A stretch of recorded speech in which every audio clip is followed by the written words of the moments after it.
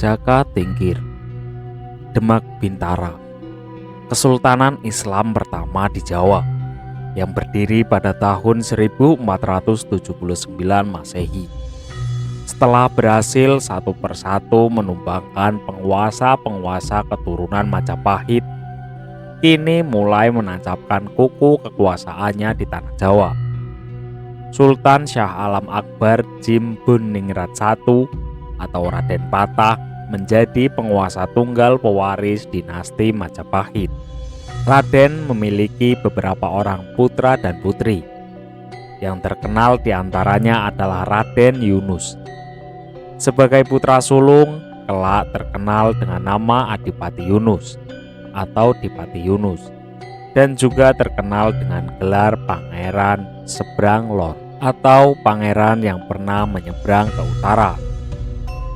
Putra kedua bernama Raden Suryawiyata, kelak dikenal dengan gelar Pangeran Sekar Sedolepet atau bunga yang gugur di tepi sungai.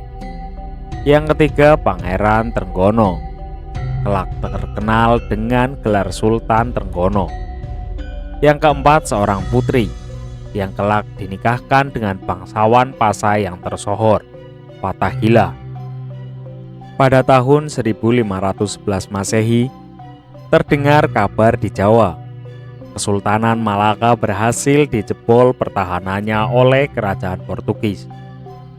Malaka di bawah pemerintahan Sultan Mahmud Syah pada tahun 1488 sampai 1511 Masehi tidak mampu membendung serangan armada laut Portugis yang datang dari India. Di bawah pimpinan Alfonso de Albuquerque, Malaka berhasil dihancurkan. Laksmana Handal Malaka Hang Tuan gugur. Malaka jatuh. Penyerangan ini dipicu oleh sikap Kesultanan Islam yang diskriminatif dalam hubungan perdagangan dengan bangsa Eropa yang mayoritas beragama Nasrani. Faktor lain yang menyebabkan bangsa Eropa berlomba-lomba ingin menguasai wilayah kaya rempah-rempah adalah jatuhnya kota Konstantinopel, ibu kota kerajaan Romawi Timur pada tahun 1453 ke tangan Kesultan Turki Utsmani. Kerajaan Romawi Timur tunduk di bawah kekuasaan kaum Islam. Hal ini mengakibatkan tertutupnya perdagangan di Laut Tengah bagi bangsa Eropa. Kesultanan Turki mempersulit para pedagang Eropa beroperasi di wilayahnya, padahal bangsa Eropa memerlukan pasokan rempah-rempah. Hal ini pula lah yang memicu munculnya semangat ekstrim bangsa Eropa yang dikenal dengan semangat Reconquista, yaitu semangat membalas dendam kepada kekuasaan Islam dimanapun berada. Politik konfrontasi dikedepankan oleh bangsa Eropa terhadap kesultanan-kesultanan Islam di seluruh dunia, dan Malaka kini menjadi sasarannya. Jatuhnya Malaka adalah suatu keberhasilan luar biasa bagi bangsa Portugis, karena Malaka adalah pusat perdagangan Islam di Asia Tenggara pada kala itu. Kabar kejatuhan Malaka membuat kesultanan-kesultanan Islam di Nusantara geger. Raden Patah, penguasa Kesultanan Islam Jawa, Demak Bintara tak kalah berang. Malaka adalah jalur utama perdagangan Nusantara. Jika Malaka dikuasai Portugis, maka perdagangan-perdagangan Islam akan kesulitan melakukan kegiatan perekonomian. Maka atas fatwa Dewan Wali Songo, Sultan Syah Alam Akbar Jimbuningrat I, penguasa Demak Bintara, mengutus putra sulungnya Raden Yunus memimpin armada laut Demak untuk menyerang Malaka. Pada tahun 1513, 2 tahun setelah kejatuhan Malaka di tangan Portugis, beribu-ribu armada laut Demak berlayar menuju Malaka dengan persenjataan lengkap. Peperangan sekali lagi akan terjadi. Malaka sekali lagi akan dijadikan ajang pertumpahan darah. Pertumpahan darah yang dipicu oleh masalah politik, ekonomi, dan agama. Peperangan pun pecah. Portugis mati-matian membendung serangan besar-besaran dari Laskar Jawa. Portugis terpukul mundur. Laskar Jawa begitu dahsyatnya. Beberapa wilayah Malaka berhasil diduduki Laskar Jawa. Namun sayang, penyerangan ini tidak disertai dengan dukungan penuh dari pihak Malaka. Malaka diam-diam malah mempersulit gerak laju Laskar Jawa. Mereka takut jika Portugis berhasil dipukul mundur, maka sekali lagi Malaka akan jatuh ke tangan orang-orang Jawa, seperti Majapahit berkuasa. Suatu alasan yang klasik dan ironis. Peperangan armada Demak dengan armada Portugis di Malaka. Dan pada akhirnya Portugis berhasil memukul mundur Laskar Demak Bintara dari Malaka. Kekalahan telak bagi Demak. Sisa-sisa pasukan laut Demak akhirnya bertolak kembali ke Jawa. Untuk mengenang peristiwa ini, maka Raden Yunus, pemimpin Laskar Demak yang menyerang Portugis di Malaka, mendapat gelar kehormatan Pangeran Seberang Lor, atau pangeran yang pernah menyeberang ke Laut Utara. 5 tahun setelah penyerangan, yaitu pada tahun 1518 Masehi, Raden Patah wafat. Raden Yunus lantas terpilih menggantikan ramandanya dengan gelar Sultan Shah Alam Akbar Jimbun Ningrat II. Begitu Raden Yunus memegang tampuk pemerintahan Demak, politik garis keras Islam semakin ekstrim dia terapkan. Hal ini terpicu oleh masuknya bangsa Eropa ke Nusantara. Namun efek balik dari diterapkannya politik yang radikal ini membuat para bangsawan Majapahit yang masih berpegang pada keyakinan Siwa Buddha ikut terkena imbasnya. 3 tahun kemudian, tepatnya pada tahun 1521 Masehi, Raden Yunus terbunuh oleh sisa-sisa laskar Majapahit yang merasa semakin disudutkan. Dalam berbagai cerita tradisional, dikisahkan keris Kiai Nagasosro menggigit punggung Raden Yunus hingga wafat. Damar Sasongko. Raden Yunus belum memiliki seorang putra. Hal ini mengakibatkan Dewan Wali Songo harus menunjuk adik Raden Yunus untuk memegang tampuk pemerintahan Demak. Pangeran Trenggono, Sultan Demak ketiga. Dewan Wali Songo terpecah menjadi 2 kubu menjelang pemilihan Sultan Demak pengganti Raden Yunus. Sebagian mengusulkan Raden Suryawiyoto, putra kedua Raden Patah sebagai pengganti, dan sebagian lain mengusulkan Pangeran Trenggono, putra ketiga Raden Patah sebagai penggantinya. Kala itu Dewan Wali Songo dipimpin oleh Sunan Giri Dalem, putra Sunan Giri Kedaton yang telah wafat pada tahun 1506 Masehi. Praktis, kedudukan Sultan Giri pun digantikan oleh Sunan Giri Dalem. Banyak para wali sepuh yang sudah wafat dan digantikan oleh para wali muda. Namun ada 2 orang wali yang masih hidup dan sangat-sangat disegani. Keduanya adalah Sunan Kalijaga dan Sunan Kudus. Sunan Kudus kini menjabat sebagai penasehat agung Kesultanan Demak. Jabatan sebagai senopati telah dilepaskan. Sedangkan Sunan Kalijaga tetap bermain di belakang layar. Beliau diam-diam menggembleng trah taruh, terutama Raden Getas Pandowo, putra Raden Bondan Kejawen.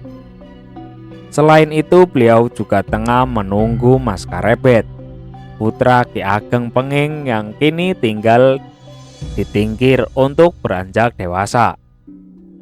Dan Raden Getas Pandowo adalah guru dari Pangeran Trenggono. Praktis Pangeran Trenggono adalah cucu murid Sunan Kalijaga. Dan oleh karena itulah Pangeran Trenggono lebih pro ke Islam abangan. Di lain pihak, Raden Suryawiyata berguru dan bahkan dianggap sebagai murid emas oleh Sunan Kudus. Oleh karena itu pula, Raden Suryawiyata lebih pro ke Islam Putihan. Persaingan antara kubu Putihan dan Abangan ini kembali meruncing setelah beberapa waktu lalu, di saat pemerintahan Raden Patah sempat mereda. Dan persaingan semakin memanas setelah Raden Yunus wafat karena terbunuh. Atas bantuan Sunan Kalijaga yang berhasil melobi pimpinan Dewan Wali Songo, Sunan Giridalem sukses pencalonan Pangeran Trenggono sebagai Sultan ketiga Demak. Berhasil gemilang, Pangeran Trenggono berhasil menduduki tahta Demak Bintara menggantikan Raden Yunus dan berhak menyandang gelar Sultan Shah Alam Akbar Jimbuningrat ketiga. Kubu Islam Abangan berhasil memenangkan pertarungan politik. Hal ini terjadi pada tahun 1521 Masehi. Raden Suryawiyata menolak mengakui adiknya sebagai seorang Sultan Demak. Segera setelah dikukuhkannya Pangeran Trenggono sebagai Sultan, Raden Suryawiyata yang berdudukan di Kadipaten Jipang Panolan segera mengadakan gerakan makar. Perlawanan bersenjata pun terjadi. Peperangan berkobar antara Demak dengan Jipang Panolan. Diam-diam Sunan Kudus berada di belakang gerakan ini. Jipang Panolan dan Pesantren Kudus sebenarnya berhubungan erat. Bahkan beberapa santri Sunan Kudus diam-diam menyokong gerakan makar ini. Peperangan berlangsung alot. Jipang Panolan sulit ditaklukkan. Namun pada akhirnya kemenangan berhasil diraih oleh pihak Pangeran Prawoto. Raden Suryawiyata berhasil dipukul mundur dan harus melarikan diri dari Jipang Panolan. Peperangan benar-benar berhenti manakala Raden Suryawiyata berhasil dibunuh di tempat persembunyiannya. Pangeran Prawoto, putra sulung Pangeran Trenggono dan Pangeran Hadiri, menantu Pangeran Trenggono yang dinikahkan dengan Nimas Ratu Kalinyamat, berhasil menemukan persembunyian Raden Suryawiyata dan berhasil pula membunuh putra kedua Raden Pata tersebut. Ada kisah menarik sehubungan dengan terbunuhnya Raden Suryawiyata. Manakala pasukan Jipang Panolan terpukul muncul, Raden Suryawiyata berhasil melarikan diri dan bersembunyi di suatu tempat. Konon Raden Suryawiyata terkenal sangat sakti mandraguna. Tidak satupun senjata yang mampu melukainya, kecuali sebuah senjata pusaka yang dikenal dengan nama keris Kiai Brongot Setan Kober. Dan keris ini hanya dimiliki oleh Sunan Kudus dan tersimpan di Pesantren Kudus. Pangeran Trenggono tahu akan rahasia ini. Dia mengatur siasat jitu untuk menumpas habis laskar Jipang Panolan. Pada suatu saat Sunan Kudus tanpa ada kepentingan yang jelas dipanggil menghadap ke Demak Bintara. Sebagai seorang penasihat agung, mau tidak mau Sunan Kudus harus memenuhi panggilan Sultan Demak yang baru tersebut. Dengan diiringi beberapa santri pilihan dan dikawal pasukan Demak yang menjemputnya, Sunan Kudus berangkat dari Pesantren Kudus menuju Demak Bintara. Selang beberapa waktu keberangkatan Sunan Kudus menjelang tengah hari, Pangeran Prawoto dan Pangeran Hadiri yang masih muda-muda datang ke Pesantren Kudus dengan dikawal beberapa prajurit Demak. Mereka berdua mohon izin menemui istri Sunan Kudus. Konon mereka mendapat pesan dari Sunan Kudus yang kini tengah berada di Keraton Demak. Istri Sunan Kudus mempersilahkan mereka menghadap. Di hadapan istri Sunan Kudus, Pangeran Prawoto mengatakan bahwa Sunan Kudus menyuruh mereka untuk mengambil keris Kiai Brongot Setan Kober. Sunan Kudus tengah memerlukannya sekarang. Karuan saja istri Sunan Kudus mempercayainya. Dan tanpa menaruh rasa curiga sedikit pun, istri Sunan Kudus memberikan keris pusaka tersebut kepada Pangeran Prawoto. Begitu keris Kiai Brongot Setan Kober sudah di tangan, Pangeran Prawoto dan Pangeran Hadiri mohon pamit. Manakala Sunan Kudus pulang dari keraton, betapa terkejutnya dia setelah mengetahui bahwa Kiai Brongot Setan Kober berhasil dibawa lari oleh Pangeran Prawoto dan Pangeran Hadiri. Sunan Kudus marah besar. Seketika itu juga Sunan Kudus mengirimkan kurir untuk menyampaikan kabar tersebut sekaligus mempertanyakan keberadaan Pangeran Prawoto dan Pangeran Hadiri kepada Sultan Demak. Namun Sultan Demak memberikan jawaban melalui kurir pula bahwasanya dia tidak tahu menahu akan urusan tersebut. Sunan Kudus dalam dilema. Dua orang pangeran yang telah menipu istrinya adalah putra dan putra menantu Sultan Demak. Sunan Kudus tidak berani terang-terangan dan ceroboh mengambil tindakan. Walau dia telah sadar dia telah ditipu mentah-mentah oleh Sultan Demak, pasti berada di belakang semua kejadian ini. Secara diam-diam Sultan Kudus memerintahkan murid-murid pilihannya untuk melacak keberadaan Pangeran Prawoto dan Pangeran Hadiri. Dan pihak Sultan Demak, keberadaan kedua pangeran ini sengaja disembunyikan, walaupun secara diam-diam pula. Pelacakan oleh murid-murid Sunan Kudus tidak membawa hasil. Keberadaan Pangeran Prawoto dan Pangeran Hadiri bak raib ditelan bumi. Baru beberapa bulan kemudian terdengar kabar Raden Suryawiyata telah terbunuh di suatu tempat di pinggir sebuah sungai dengan keris Kiai Brongot Setan Kober masih menancap di pelikatnya. Raden Suryawiyata lantas dikenal dengan gelar Pangeran Sedalepen atau Pangeran Bunga yang meninggal di sungai. Sunan Kudus benar-benar merasa kecolongan, tapi posisinya saat ini benar-benar terjepit. Semenjak Pangeran Trenggana menduduki tahta, dia tidak bisa berbuat apa-apa secara terang-terangan. Yang berhasil membunuh Raden Suryawiyata tak lain memang Pangeran Prawoto. Setelah berhasil membawa lari Kiai Brongot Setan Kober, Pangeran Prawoto diutus pemimpin pasukan khusus yang melacak tempat persembunyian Raden Suryawiyata.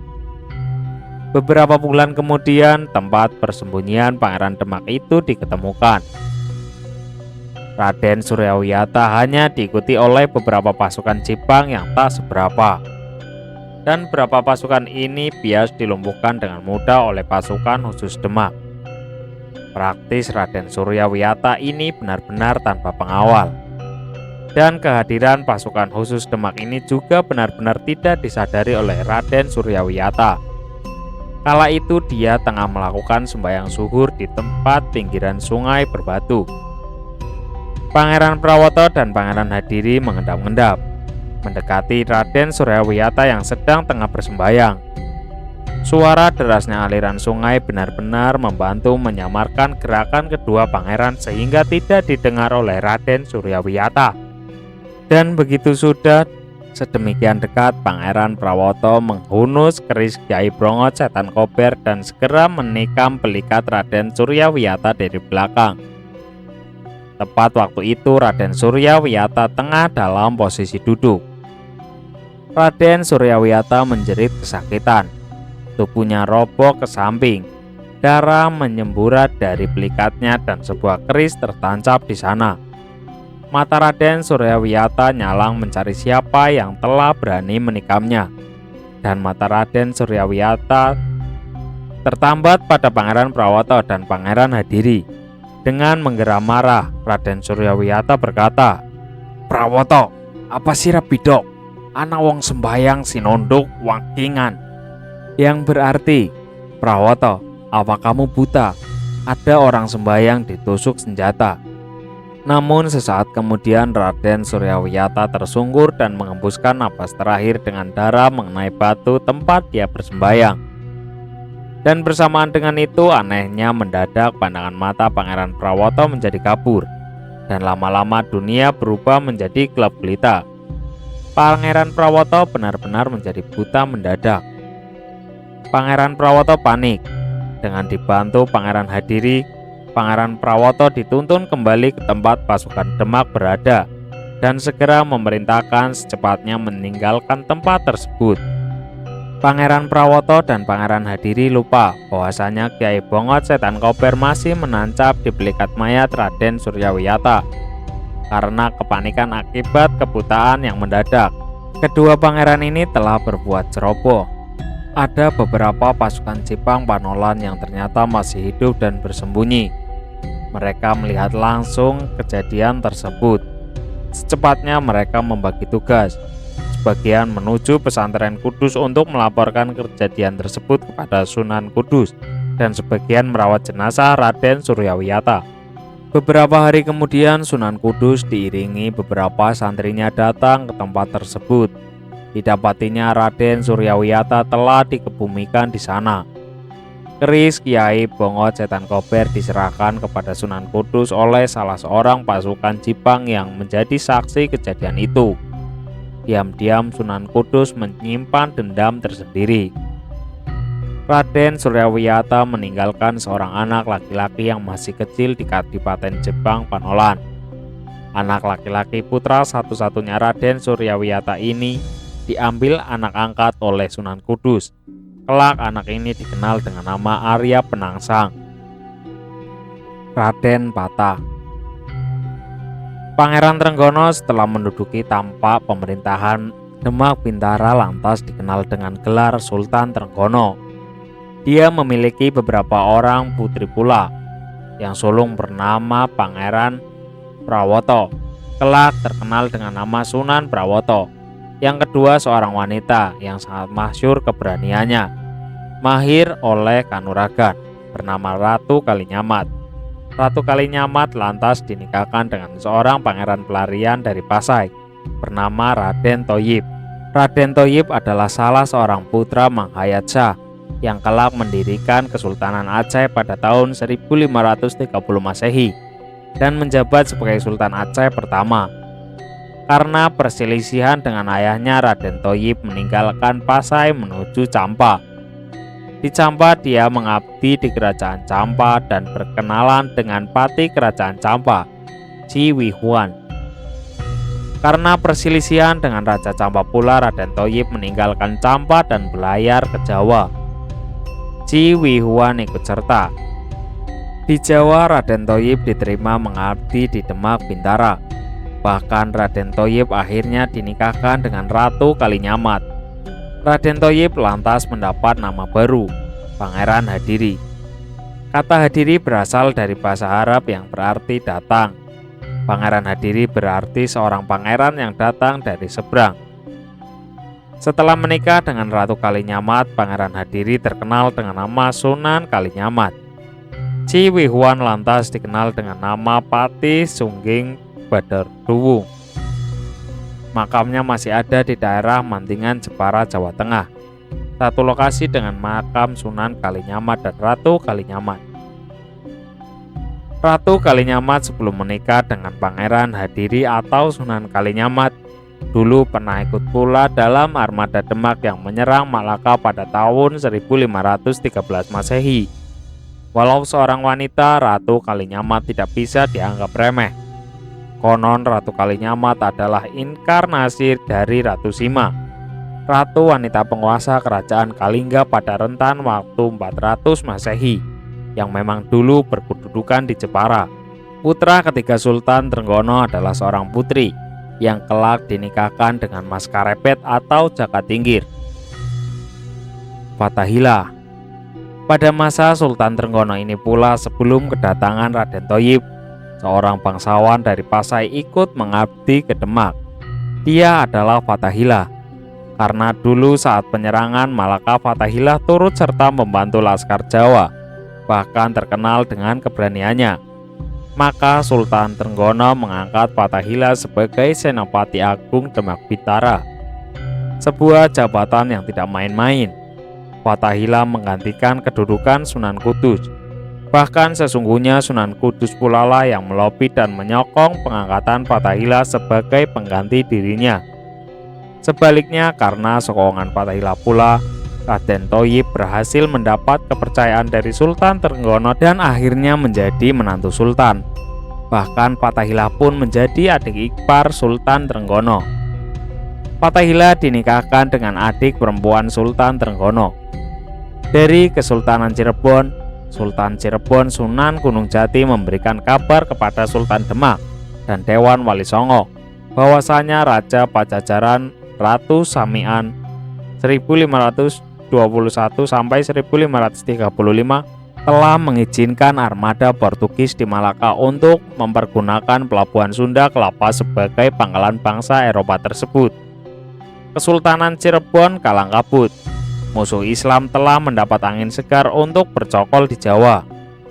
Ratu Samian dari Pajajaran sengaja mengundang armada Portugis ke Sunda Kelapa karena kedudukan Pajajaran terus-terusan digoyang oleh Kesultanan Cirebon dan Kadipaten Banten.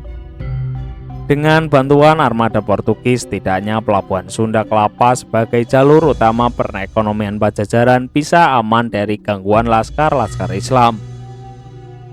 Pajajaran dan Portugis telah bersekutu.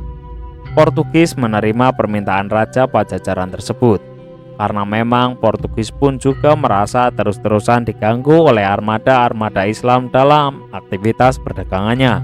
Kabar dari Kesultanan Cirebon membuat Dewan Wali Songo ikut cemas, serta merta Sultan Demak atas persetujuan Dewan Wali memerintahkan Senopati Agung Fathahillah merebut Sunda Kelapa dari Pajajaran.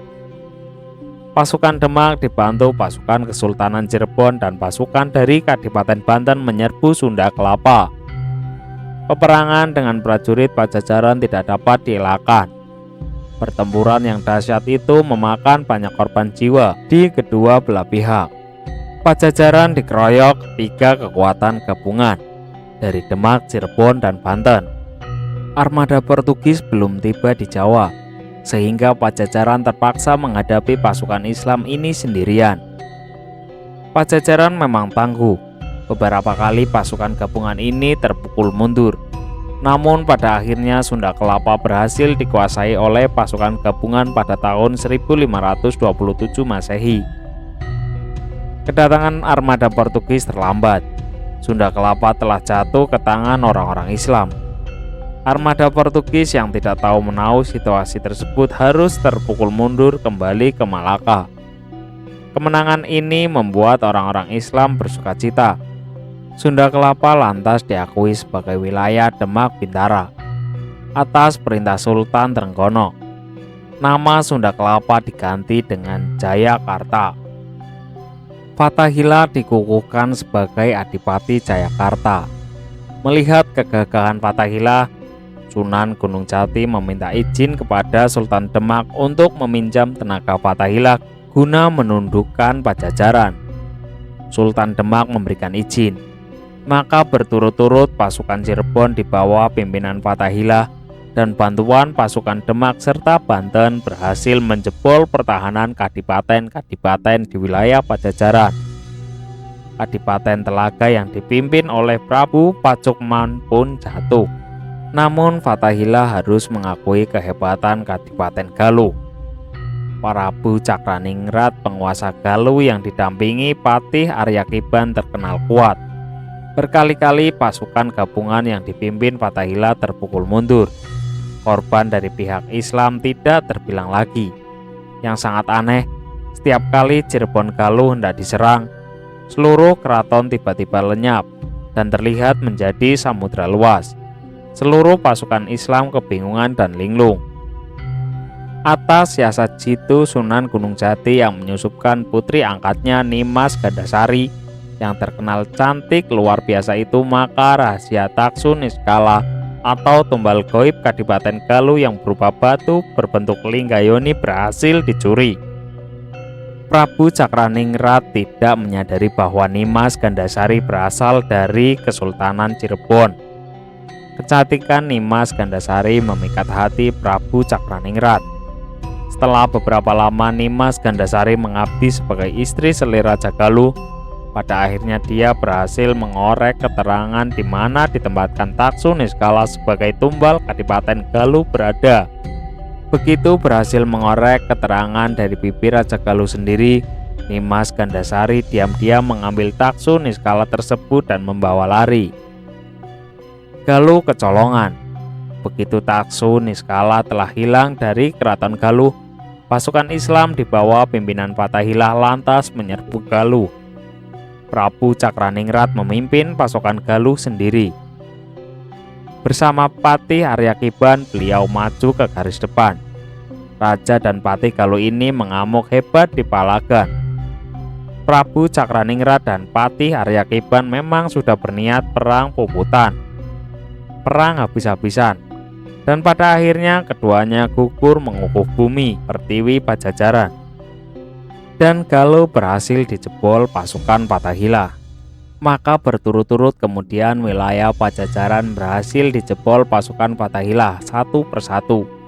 Hingga akhirnya pada tahun 1543, pada saat Pajajaran diperintah oleh Prabu Ratu Dewata, Pajajaran benar-benar dikuasai oleh tentara Islam. Keberhasilan Fatahillah membuat Sunan Gunung Jati menyukai bangsawan Pasai tersebut. Fatahillah akhirnya dinikahkan dengan putri Sunan Gunung Jati yang bernama Ratu Wulung Ayu.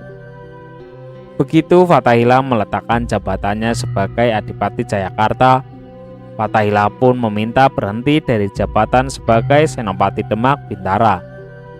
Jayakarta diserahkan kepada Tubagus Angke, sedangkan Fatahillah memilih tinggal di Cirebon. Fatahillah lantas dikenal dengan gelar Tubagus Pasai. Namun setelah Sunan Gunung Jati menyerahkan tampuk pemerintahan Kesultanan Cirebon kepada putranya, Pangeran Muhammad Arifin pada tahun 1547 Masehi, Fatahillah atau Tubagus Pasai diminta menjabat sebagai penasehat agung Kesultanan Cirebon, mendampingi Pangeran Muhammad Arifin. 5 tahun kemudian, yaitu pada tahun 1552 Masehi, Sultan Muhammad Arifin wafat. Sunan Gunung Jati lantas menyerahkan tampuk pemerintahan Cirebon kepada Pangeran Seba Kingkin, salah seorang putra Sunan Gunung Jati dari istri yang lain, dan yang selama ini menjabat sebagai Adipati Banten. Maka pusat pemerintahan Cirebon beralih ke Banten. Pangeran Seba Kingkin lantas dikenal dengan gelar Sultan Hasanuddin pada tahun 1552 sampai 1570 Masehi. Di Cirebon sendiri, tampuk pemerintahan dipegang oleh Arya Kemuning, menantu Fatahillah. Arya Kemuning hanya berkedudukan sebagai adipati, maka dia dikenal dengan gelar Adipati Carbon I. Pada tahun 1568, tepat berusia 120 tahun, Sunan Gunung Jati wafat.